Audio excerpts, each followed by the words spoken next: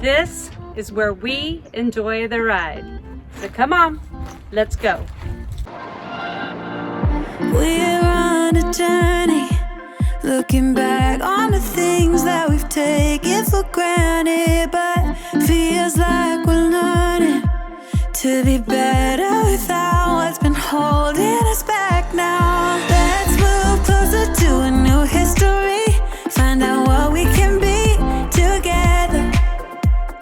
Take my hand and we will conquer the world. This is our final chance, 'cause one day we'll be looking back at this.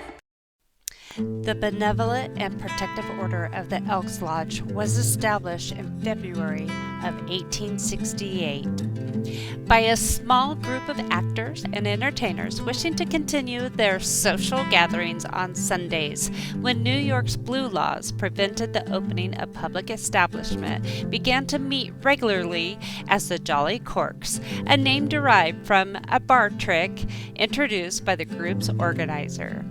While the meetings were held regularly, apparently no form nor substance resulted, except for the adoption of a toast to members of the group not in attendance.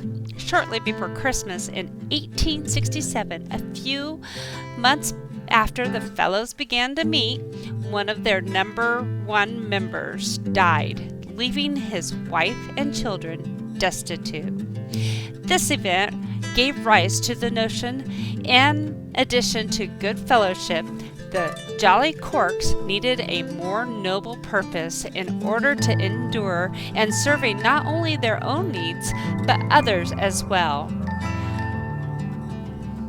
2 months later, on February 16, 1868, with a statement of serious purpose, an impressive set of rituals, a symbol of strength and majesty, and such other elaborate trappings that might be expected of a group of actors and musicians, the new fraternal order was launched. The legacy of Charles Vivian continues to this day. In addition to aiding members in distress, the Elks raise money for children with disabilities, college scholarships, youth projects, and recreational programs for patients in Veterans Hospital. On June 14, 1907, the order held a Flag Day observance. This tradition later was declared a national holiday by President Harry S. Truman. During World War I, the Elks funded and equipped the first 2 field hospitals in France and built a 72-room community house in Camp Sherman, Ohio, and a 700-bed rehabilitation hospital in Boston, which they turned over to the War Department.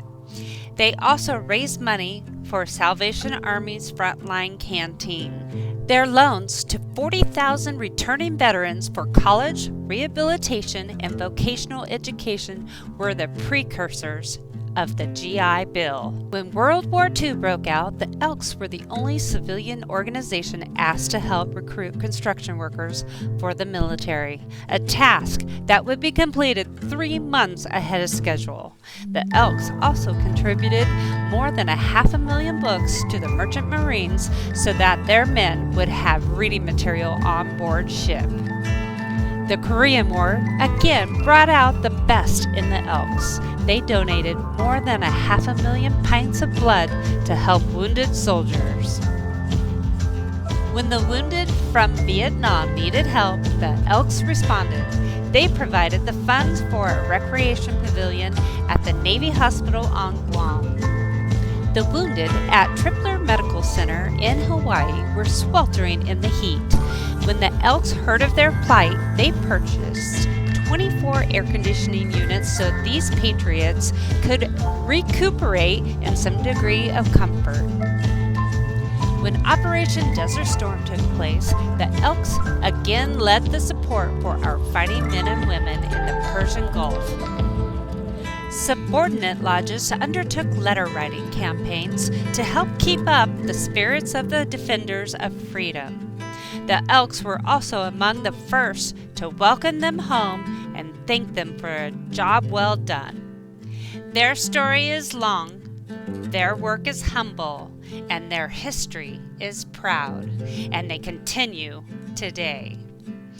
Please consider helping the Elks Lodge continue by joining and becoming a member so that you can enjoy all of these beautiful RV parks across the United States as a member. Thank you and enjoy the ride.